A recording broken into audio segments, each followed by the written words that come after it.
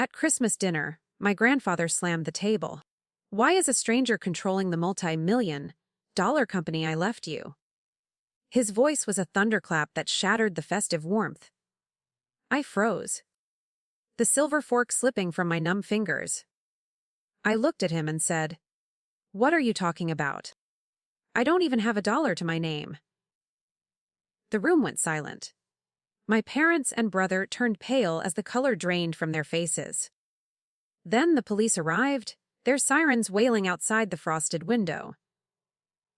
Red and blue strobes pulsed against the expensive wallpaper, turning the dining room into a strobe-lit nightmare.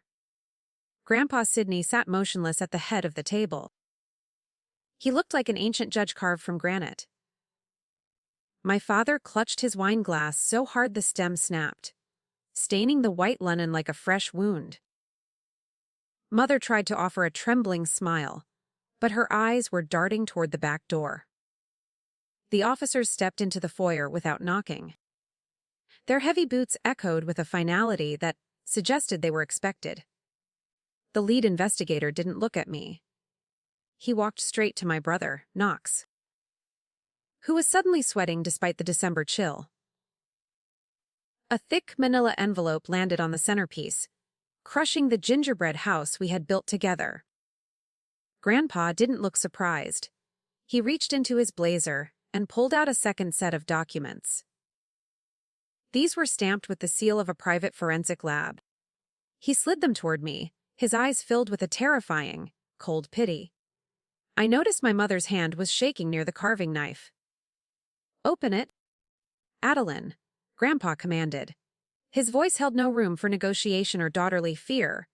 I peeled back the heavy flap, my heart drumming against my ribs. Inside were bite-sized comparisons of my signature. One was my genuine handwriting from an old bank card. The other was a jagged imitation, found on a corporate transfer deed. The ink on the forgery looked too dark, too deliberate. Beneath the photos were IP logs tracing thousands of emails to our home router. My own brother wouldn't meet my gaze as he began to sob.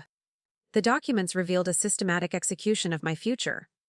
For 4 years, I had lived in a basement apartment eating ramen while they siphoned my inheritance into a failing construction firm. They hadn't just stolen the money. They had sent fake rejection letters to my potential employers to keep me trapped. Every time I failed an interview, they had celebrated my return home with a hug. I felt a sudden, sharp heat behind my eyes. My father finally looked up, his expression shifting from terror to a desperate, ugly defiance. "We did it to protect you from the burden," my father hissed. He actually reached for the envelope, as if he could still hide the truth. Grandpa Sidney didn't move a muscle. But the police officers stepped forward in unison. One of them produced a pair of handcuffs that caught the light of the Christmas tree. I realized then that my poverty was a cage they had built with loving words. I stood up and pushed my chair back, the screech of wood on tile sounding like a scream. My family was finally under arrest. The metal clicks of the handcuffs echoed against the mahogany walls. My brother Knox recoiled as an officer gripped his shoulder, his face a mask of sweating desperation. "This is a misunderstanding, Grandpa," he pleaded, his voice cracking like dry glass. He looked toward our parents, but they were staring at the floor. The festive lights from the tree reflected in the officer's silver badge. I felt a cold clarity wash over me. My objective was finally within reach. Grandpa Sidney remained unmoved as the police began their systematic sweep of the dining room. He didn't offer a word of comfort to his son or grandson. Instead, he pulled a sleek tablet from his briefcase and tapped the screen. A live feed of the Texas warehouse appeared in grainy high definition. Men in suits were currently loading crates onto trucks I didn't recognize. The primary obstacle was clear. Even with the culprits caught, the company assets were moving out. "Who authorized those shipments?" I asked, my voice cutting through Knox's frantic sobbing. My father finally looked up, his eyes bloodshot and narrow. He let out a jagged laugh that sounded more like a cough. "It doesn't matter now, Adeline. The contracts are signed, and the wire transfers are already pending." He gestured vaguely toward the tablet screen. My stomach twisted as I realized the scale of the theft. They had planned to gut the entire operation before the law intervened. Mr. Hodges stepped forward, placing a single sheet of paper over the turkey platter. It was a digital trace of a secret offshore account, registered in the Cayman Islands. The power balance shifted instantly as my mother let out a sharp, involuntary gasp. The account wasn't in my father's name or my brother's. The signature at the bottom belonged to Tegan, my brother's quiet wife. She had been the silent architect of the entire financial shell game for years. Tegan stood by the window, her hands tucked neatly into her silk pockets. She didn't look like a criminal. She looked like a bored socialite. "It was the only way to ensure our children had a future," she said softly. Her lack of remorse was more chilling than my father's outbursts. She had used her industry connections to find the buyer. The police moved toward her, but she didn't flinch. She simply handed them a small, encrypted flash drive from her purse. I watched the officers lead them out into the biting Texas night. The house felt cavernous and strange without their stifling presence. Grandpa Sidney handed me the tablet, the glowing screen reflecting in my eyes. "The recovery starts tonight," he whispered, his hand resting briefly on my arm. I scrolled through the shipping manifests, looking for a way to stop the trucks. Then I saw a name on the final bill of lading that stopped my heart. The buyer listed for the warehouse equipment wasn't David Carter or a logistics firm. It was Shell Corporation, owned by my own mother's side of the family. The betrayal hadn't ended with the people in this room. My grandmother's estate was the one funding the liquidation of my grandfather's gift. I realized with a jolt that the conspiracy was much larger than a dinner table. My phone buzzed in my pocket with a text from an unknown number. I stared at the unknown number pulsing on my phone screen. The message was a single grainy photo of the Dallas warehouse gates. A black sedan sat idling near the entrance, its headlights cutting through the freezing Texas rain. I showed the image to Grandpa Sidney, my thumb trembling against the glass. The objective was no longer just recovery. I had to stop the trucks before they crossed the state line. We were running out of time. The primary obstacle remained the moving fleet of refrigerated trailers. Grandpa turned to Mr. Hodges, his face tight with a renewed fury. "Call the state troopers and flag those license plates now." Hodges nodded, already dialing his contact at the Department of Public Safety. I watched the tablet as the trucks began to move. The GPS trackers were flickering out one by one. Someone was manually disabling the signal, cutting our connection to the fleet. We were losing our eyes on the ground. The power balance shifted when the front door creaked open again. It was the driver who had delivered the gingerbread cookies earlier that evening. He wasn't a courier. He was a private investigator Grandpa had embedded in the company. He threw a ring of heavy keys onto the table. "I have the master override for the fleet ignition," he said, breathing hard. This was the turn we needed. We could kill the engines from our kitchen. I grabbed the tablet and navigated to the fleet management portal. My fingers flew across the interface, entering the override codes the investigator provided. One by one, the red icons on the map turned gray. The trucks were dead in the water, stranded on the dark highway. My father groaned from the hallway, his spirit finally crushed by the remote lockout. We had won the battle for the assets. But the war was just beginning. A new detail emerged as I scanned the manifest for the stopped trucks. The cargo wasn't just frozen meat or logistics equipment. One trailer was flagged as carrying hazardous biological materials that the company wasn't licensed to transport. My stomach dropped as I realized why the mother's side of the family wanted these specific trucks. They were moving illegal medical waste under the cover of a legitimate brand. This wasn't just corporate theft. This was a massive criminal conspiracy. The sirens returned, louder and more numerous than before. More investigators swarmed the house, heading straight for my mother's private study. They ignored my brother and father this time. The focus had shifted to the family matriarch, who had stayed so quiet during the meal. She wasn't just a witness or a passive participant. She was the one who had brokered the illegal waste contracts. Her face was as pale as the silk tablecloth beneath her. Grandpa Sidney stood by the fireplace, watching the fire die down to embers. He looked older than he had an hour ago. "There is one more thing you should see, Adeline," he whispered, pointing to the flash drive Tegan had surrendered. I plugged it into the laptop on the sideboard. The first file was a folder titled with my name. Inside were dozens of photos of my basement apartment. They had been watching me every single night for years. The grainy photos of my basement room made the air feel thin. I stared at my bed, my desk, and the cracked window I thought was private. My objective was simple: find out who took these pictures. The surveillance implied a level of malice that went beyond simple financial theft. My skin crawled as I scrolled through dates spanning 3 years. Every late-night study session had been recorded. They were watching my struggle while they ate steak. The primary obstacle arrived as the house lights flickered and died. A backup generator kicked in, but the laptop screen remained dark. Tegan had triggered a remote wipe of the flash drive from her phone.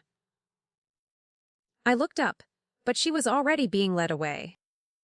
The digital evidence was vanishing before my eyes. The room was bathed in a sickly emergency orange. My heart hammered a frantic rhythm against my chest. We were losing the data. Grandpa Sidney grabbed my wrist and pulled me toward the basement door. "The server is in the wine cellar," he hissed. We hurried down the stone steps, our shadows dancing on the cold walls. This was the mid-scene turn I needed.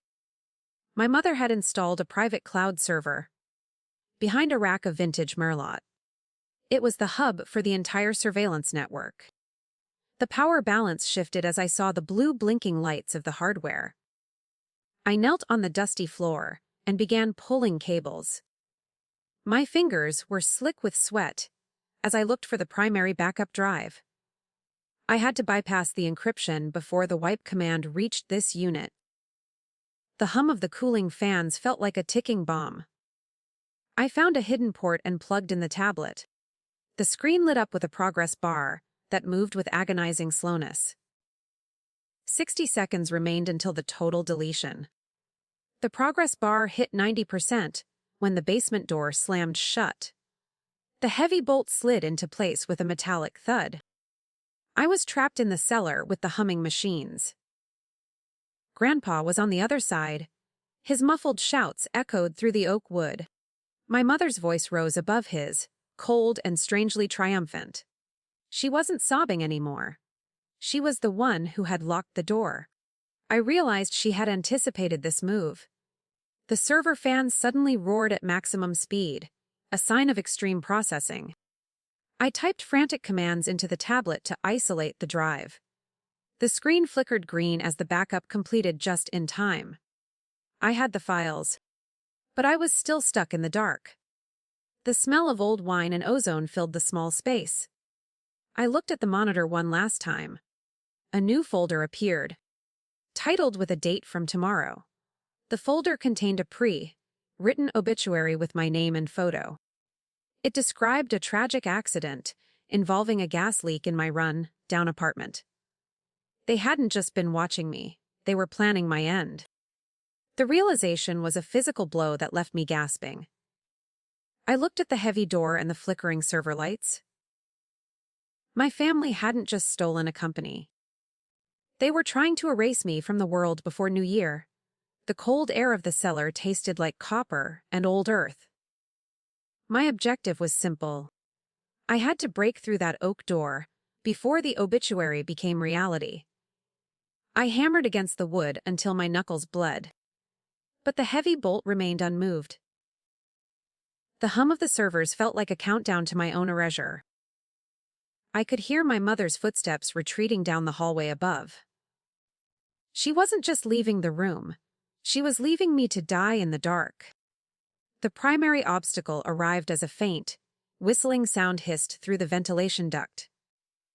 I recognized the smell of natural gas immediately. They weren't waiting for me to return to my apartment.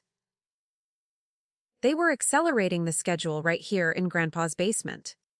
The pressure in my chest spiked as the first wave of lightheadedness hit. I needed a tool or a miracle to survive.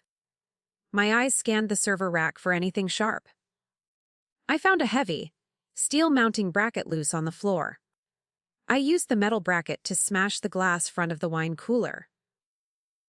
Shards exploded outward, glittering like diamonds in the dim emergency light. This was the mid-scene turn I desperately needed. Behind the chilled bottles was a secondary maintenance hatch leading to the outdoor crawlspace. It was a detail my mother had overlooked during her renovations. The power balance shifted as I crawled through the broken glass, ignoring the stings on my palms. I was no longer a trapped bird. I scrambled through the narrow, dirt-filled passage toward the foundation vents. The smell of gas followed me, cloying and sweet. My fingers dug into the frozen Texas soil as I pushed against the iron grate. It popped loose with a rusty groan, and I spilled out into the frigid night air.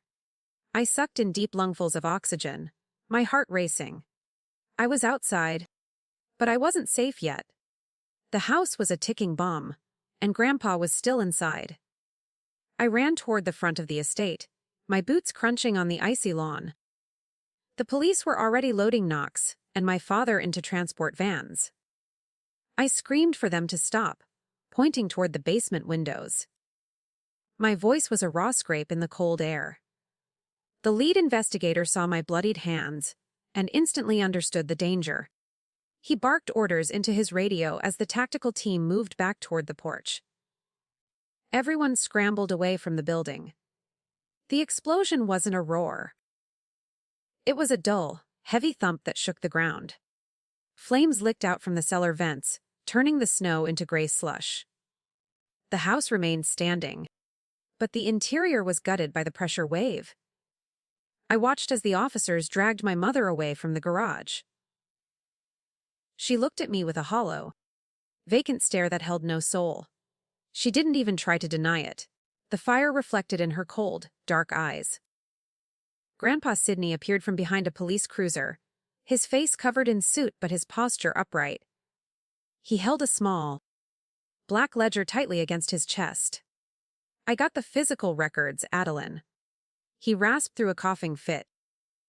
We stood together as the fire department arrived to douse the remaining embers. I looked at the black ledger and then back at the burning house. A realization hit me as I saw a figure watching us from the tree line. The shadow by the oaks didn't move as the fire trucks screamed past. I narrowed my eyes, the smoke stinging my raw throat. My primary objective was to identify the watcher before they vanished into the winter woods. This person was likely the one who had sent the grainy surveillance photos of my basement. Grandpa Sidney followed my gaze, his knuckles white around the black ledger. We stepped away from the warmth of the flickering house. The silhouette turned, revealing a tall man in a navy coat. The obstacle between us was a thick hedge of frozen boxwood and a deep drainage ditch. I ignored the sharp pain in my sliced palms and pushed through the thorns. The watcher didn't run. He stood perfectly still, his hands visible and empty to signal he wasn't armed. As I got closer, the light from a nearby street lamp hit his face. I recognized those sharp features from the company files I had seen on the tablet earlier. It was David Carter, the investigator who had played the role of the buyer. The power balance shifted when he reached into his pocket and pulled out a small, leather-bound notebook. I didn't buy the company Adeline, he said, his voice a low rasp. This was the turn I hadn't expected. He was an undercover auditor for the state's environmental agency. He had been tracking the illegal waste shipments for months while pretending to be an interested investor. He wasn't the enemy. He was the one who had been documenting the family's crimes from the inside. We were finally on the same side. He handed me the notebook, which was filled with dates, times, and trucking route numbers. The data showed that the illegal waste wasn't just being moved. It was being buried in local landfills. My mother's side of the family had been profiting from environmental destruction for nearly a decade. The cold wind bit through my thin sweater, but I felt a different kind of chill. This went far deeper than a stolen inheritance. My family had poisoned the very land they claimed to be protecting. We walked back toward the smoking ruins of the house to show the investigator the ledger. Grandpa Sidney opened the black book, revealing a series of hidden payments to local officials. These were the bribes that kept the trucks moving through the night without inspection. David Carter took photos of every page with a high-resolution camera. The pressure was mounting as we realized how many people were involved. This wasn't just a family affair. It was a network of corruption that spanned 3 different Texas counties. The primary complication arrived as the lead police investigator walked over with a grim expression. He held a radio to his ear, listening to a frantic report from the county jail. My brother Knox and my father had never made it to the booking station. Their transport van had been intercepted by 2 black sedans on the outskirts of town. Someone was extracting the family members before they could talk to the district attorney. My heart hammered. The extraction suggested a much higher level of criminal organization. I looked at the charred remains of the basement where I had almost died. The server was gone, but the data on my tablet was still secure in my pocket. David Carter placed a hand on my shoulder, his expression grave. "You need to leave this site immediately," he warned. "The people who took your father won't stop until they have those digital files." My objective shifted from investigation to pure survival. I wasn't just a victim anymore. I was the star witness in a multi-state racketeering case. Grandpa Sidney nodded toward his old truck parked near the gates. "We go to the ranch," he said, his voice regaining its former strength. The ranch was an isolated property 5 hours west, far from the reach of local bribes. We climbed into the cab as the sirens faded into the distance. I looked back at the house one last time. The Christmas tree was a skeleton of blackened needles and melted plastic. The life I knew was finished. I turned my phone off to stay dark. The drive was silent as we navigated the dark backroads of East Texas. Every pair of headlights in the rearview mirror made me flinch. My mind kept returning to the obituary I had found on the server. They had planned to kill me long before the dinner started. I realized then that Grandpa Sidney hadn't just accidentally discovered the theft. He had been tipped off by David Carter weeks ago. They had been setting a trap for the family all along. I felt like a chess piece.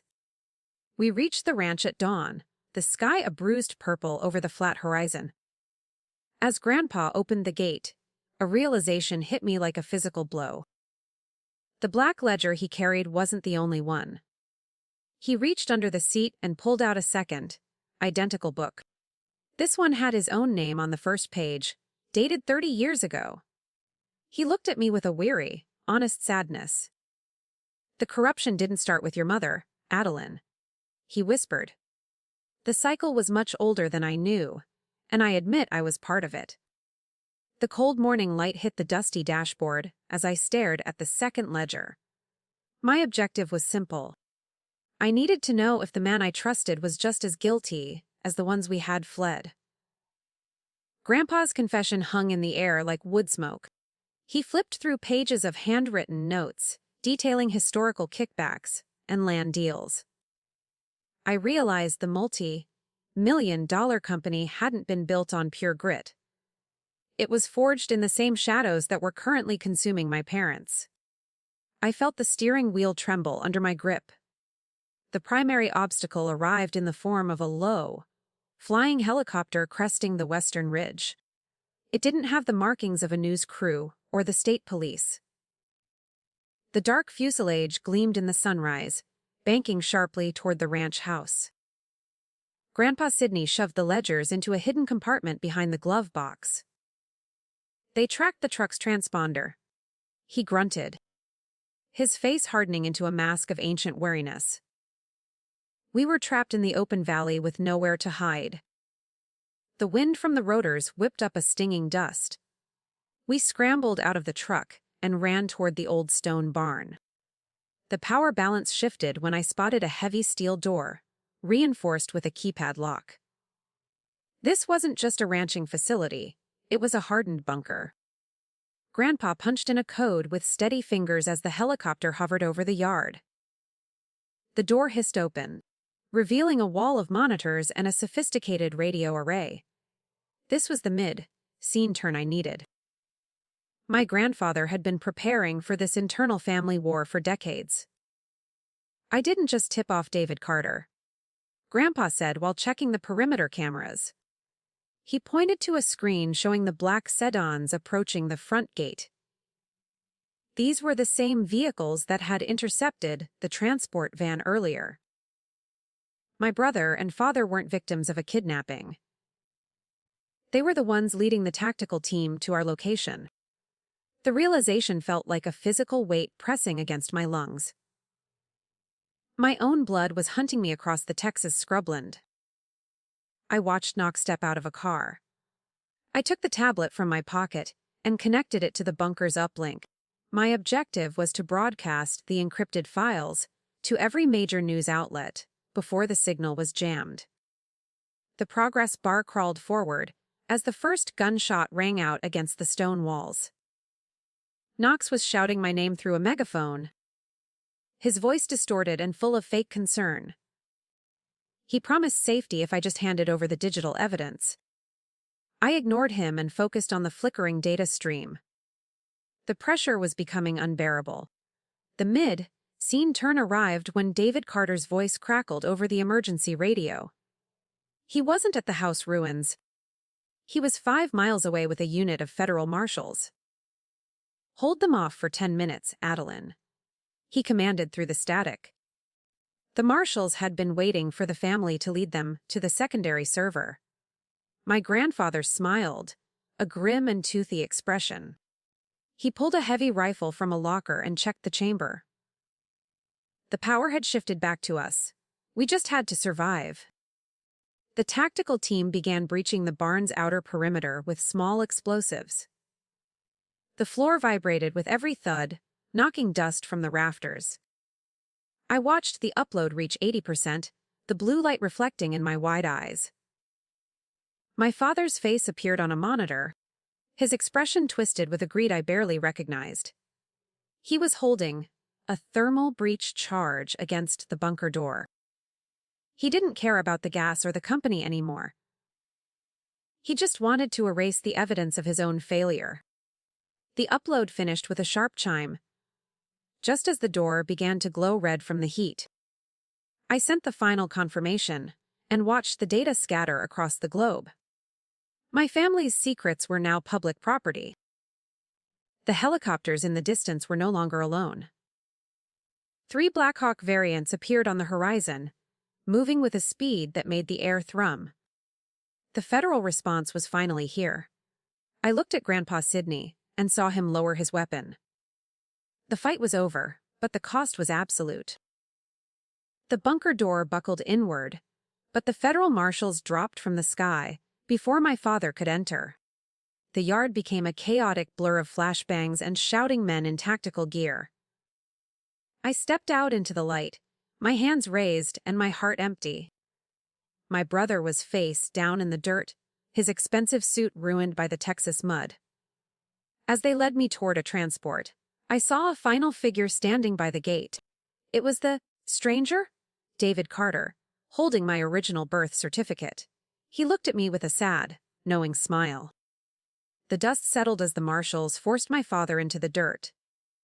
My objective was finally clear. I had to understand why David Carter held my birth certificate. I walked toward him, the wind whipping my hair across my face.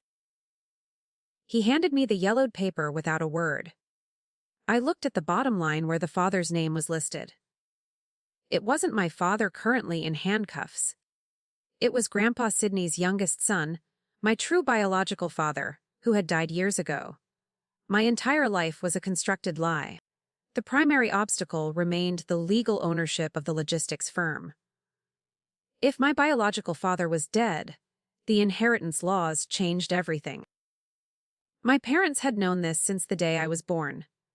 They kept me poor to ensure I never looked into the archives. The pressure in my chest was a physical weight as I stared at the official state seal. I looked at the man I thought was my father. He spat on the ground, his eyes full of a bitter, dying hatred. A mid-scene turn arrived when David Carter opened a folder of corporate documents. He showed me the original trust Grandpa Sidney had established decades ago. It wasn't just a gift.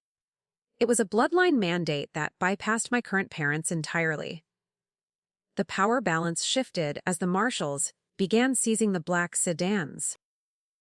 My parents were never the owners. They were merely squatters in a house built for me. This realization was a blade that cut my last remaining ties. I felt nothing but cold, sharp relief. I turned to Grandpa Sidney, who was sitting on the bumper of his old truck. He looked at the birth certificate and then at me. "I promised your real father I would protect you," he rasped. He had kept the secret to keep me alive during the family's darkest years. The secrets were all out now, laid bare under the harsh Texas sun. The truth didn't feel like a hug. It felt like a clean, surgical strike that removed a long, festering infection. The recovery of the company began with a single signature on the marshal's clipboard. I was no longer the girl in the basement apartment. I was the primary shareholder of a multi-million-dollar logistics empire. I watched as the transport vans pulled away, taking the ghosts of my past with them. Knock screamed my name, but the sound was swallowed by the roar of the departing helicopters. I didn't look back. I had a legacy to rebuild, and a new name to finally claim. A final twist emerged as I scanned the last page of the folder. There was a second trust fund listed under a name I didn't recognize. It was a smaller account meant for a sibling I never knew existed. I looked at David Carter, and he slowly nodded toward the horizon. My mother had one more secret buried in the Oklahoma hills. A name that suggested I was not the only one they had tried to hide from the light. The war for the company was over, but my family's history was still unearthing new bodies. The road ahead was long and winding.